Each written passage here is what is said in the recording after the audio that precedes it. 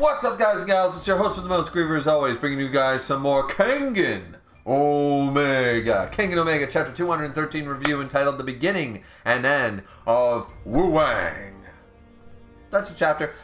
Let's just jump right into this. I only have one actual issue with this chapter. Otherwise, this sort of lines everything up. All the confusion over the last, getting these pieces of lore that's sort of like, well, wait a minute, but if that's the case, how did this happen, that happened, that happened, that happened? You know, that kind of stuff. This clears up about 99% of that to me.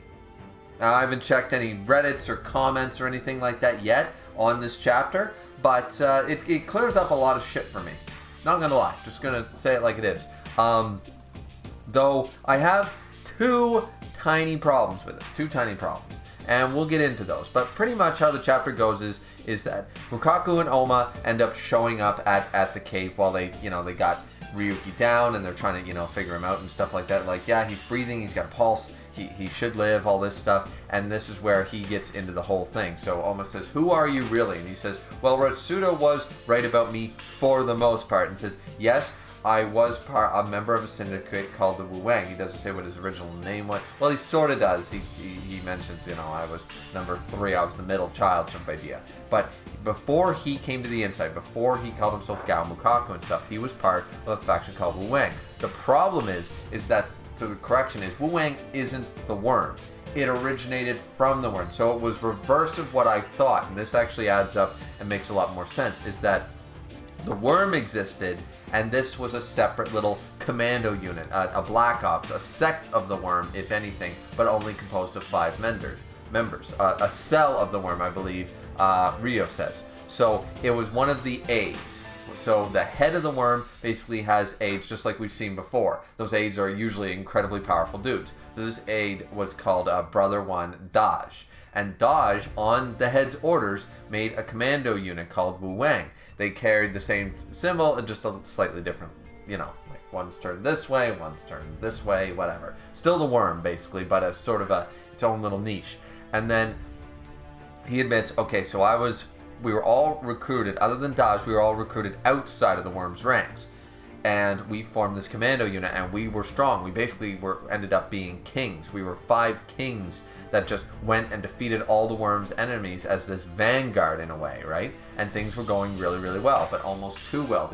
They got their heads full of it, and it wasn't long before the first brother there, Daj, the one from the worm, decided that the worm, he should be in charge, we are more powerful. So they went on and decided, hey, we're not going to listen. We're not going to be the Wuang of the worm anymore. We're going to be the Wuang and destroy the worm.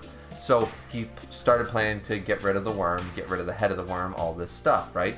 The absolute ruler of the worm at the time was the connector Shen Wulong. Now, this is where Oma brings up, so this is the one Ryuki and I were copied from, right? Shen Wulong person. And they asked to tell us more about that. Who is this connector? Why they follow him? We get this whole history. Basically, it's more than likely that Shen Wulong is not some immortal being or anything like that. And he said that he was probably some local sage, like an immortal sage that lived in the mountains of old China. And all his descendants took the name Shen Wulong. This is where a lot of these characters have been inspired by this idea that the name can't die as long as all the descendants continue to take the name. This isn't just in Kengan. A lot of different stories use this, and it's happened in the real world that they keep carrying on the same name so that name reverberates for far longer than a human lifespan, right? So that's what originally happened. And as a sage, he was probably harmless and all this stuff. But then, about 1,300 years ago, the connector declared war on the worm at the time. So the Shen Wulong person, he declared war. He completely defeated the then head and took the worm for his own.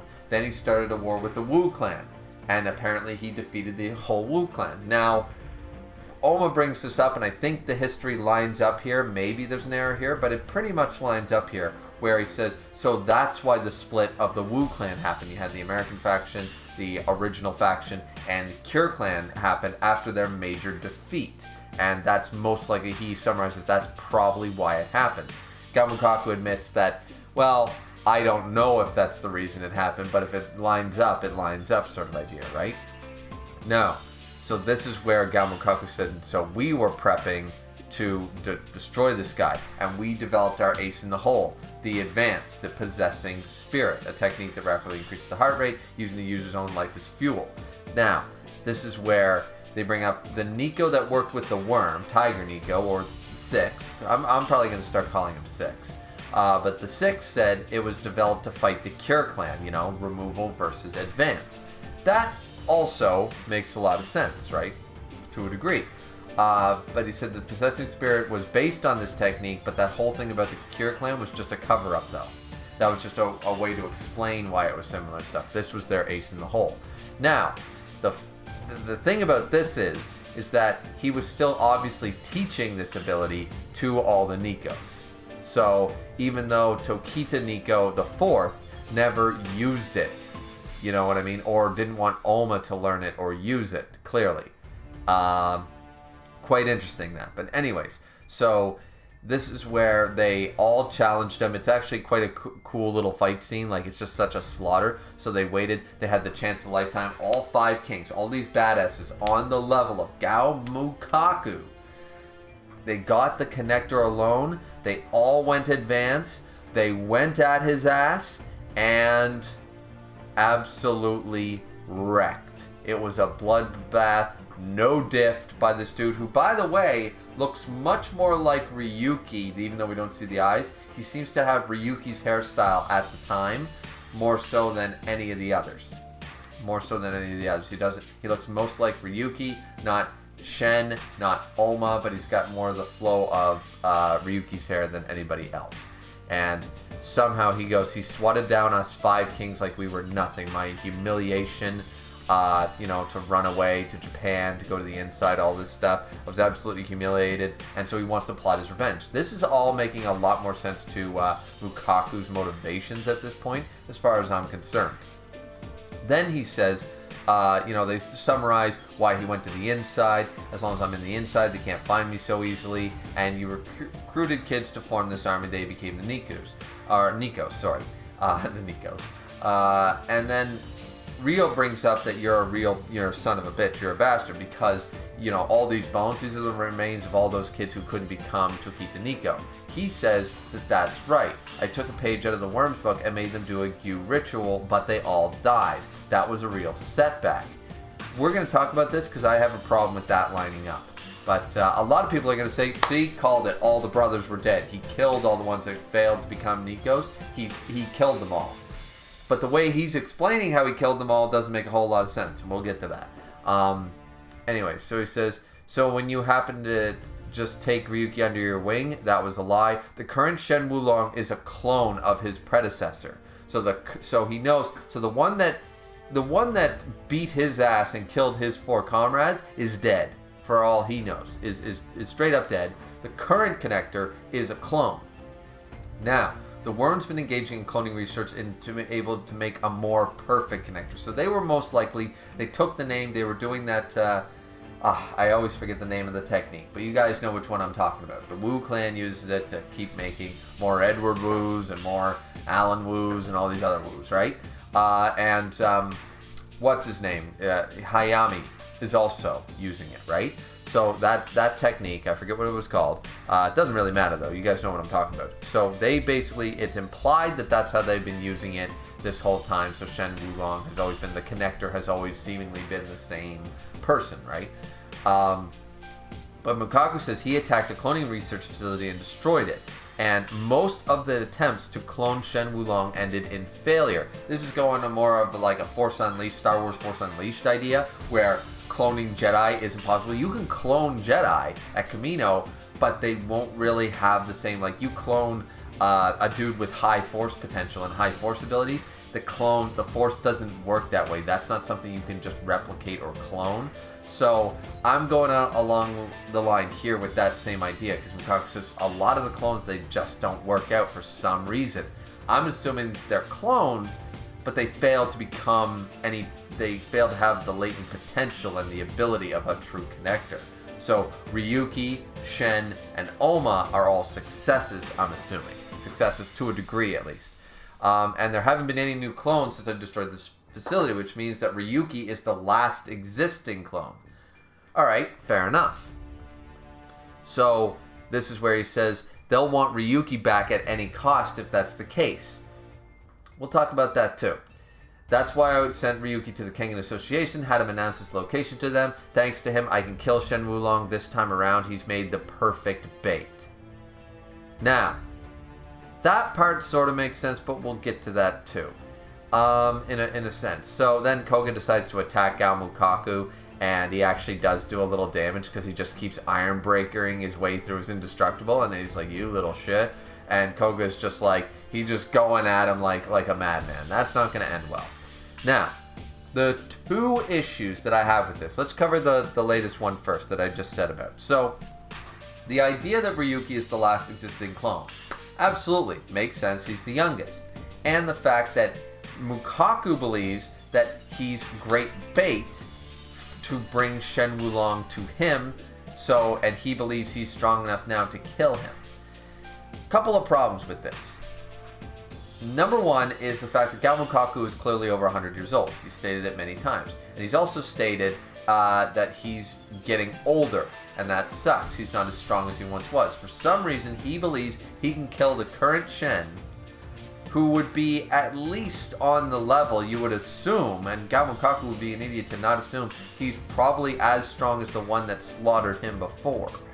Unless he's got some crazy Android 16 bomb in the chest, let's blow up, or he's got some Super Saiyan 2 ability hidden that we don't know about. I'm gonna go off on a limb and say that that's sort of a bad idea. You know, like training Ryuki up to fight one Shen Wulong against another, have Ryuki under his wing to kill the current one is a sort of a roundabout type of way of revenge would make more sense, but this one not so much. So I'm a little like, what's your plan when you get Shen Wulong there? You got your ass kicked when you were in your prime.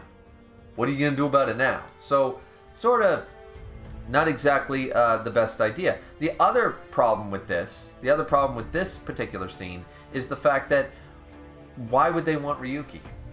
Shen is probably around Oma's age. Let's say what would you say Shen is? He's not 40. Late 20s, early 30s. What's Ryuki? Early 20s. We're talking about a decade roughly in distance at best. A decade and a half at best. Less than a decade at luckiest or earliest, however you want to look at it. Why would they really need that clone? Do they really care about a clone when they already have a perfected connector that's already working for the worm or leading the worm properly right now, who is obviously much more dangerous than Ryuki or Oma, and they're slightly younger? Like, are they really going to care that much about Ryuki to that degree to send Shen himself after him? I have my doubts. I really do. And now, of course, now that we know this information and confirmed, now we know why Shen was so pissed off. Well, of course, it was the beer cart guy ran out of beer. He's never been more livid in his life. But that's why he left, because of the Ryuki stuff. And he's like, how is this guy even not, what is happening here? He's such a loser. That's supposed to be me? That's supposed to be one of me? No, people. So, those are the two problems I have with that. His idea that the worm that he can fight Shen Wulong as an equal right now, unless he's got a couple of ace in the holes that he thinks will be one-shot kills or something like that won't be... I'd love to know what your plan is when you actually get him in a room. And number two, why would they actually care or want Ryuki back that bad? They already have a young connector who's already stronger. They don't need him. So that's a bit of an issue. The other one that I have is the whole idea of the goo ritual with the Tokita Nikos. Now, a lot of people, myself not included in this one. So you guys can all say, yeah, you were wrong, I was right. Go ahead. Everyone was saying, oh, he killed the other Nikos. With no evidence that I could find. I kept asking people, what's your evidence for this? Is it just a popular theory? Seemingly the case, because nobody showed me a panel or a chapter or a line that indicated this other than people just assumed it. Now here it's been confirmed, but in a way that doesn't fully make sense. I'm going to tell you why. Because wouldn't have really worked out that well, would it? Here's my problem with this. And, by the way, this is the end of the review. Okay, so he trains up 30, 40, 50 kids, right? only 7 of them actually make it to take on the name Tokita Nico. According to his units here, he said, I took a page out of the Worm's book and made them do a Gyu ritual, but they all died. That was a real setback. Okay. We know he gave up on anything about Tokita Nico after the forest, right? After the 7. So this means that these are definitely the brothers of the 7 Nikos that were referred to in the flashback. I don't think there's any denying that. We have a bit of an issue here. First issue is, did he kick them all out at once? You know, did he kill some or leave them like remember, he grabbed kids and we had adults by the time of the forest and they slowly but surely got eliminated. So did he do multiple Gyu rituals and then, but they all died? Or did he all put them in this cave and wait and then when he only had 7, when the last one was in there, then he gave them the...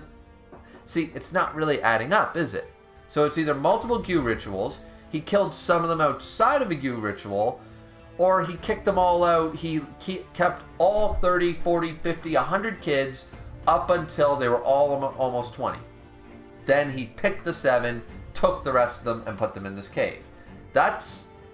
Going along with the Gyu ritual idea, that third option is the only one that makes actual logistic sense. And if that's the case, here's a real big glaring red flag with this one. Once again, Mukaku not showing he's the best forward thinker with this, is that, okay, he does a Gyu ritual with all the failed ones. And an 8th Nico comes out of it. Hallelujah, it's not just 7, I got another one. What does he do with him? Because the 7 don't know about this. They love him like a father figure. He says, hey, one of your brothers is back. He had to go through some extra hard training, but here you go, kids. Your 8th brother's here. Tokita Nico, the 8th. And the 8th is sitting there like, what he did to me. Oh my god, guys. I don't know. He becomes like Agito or some shit.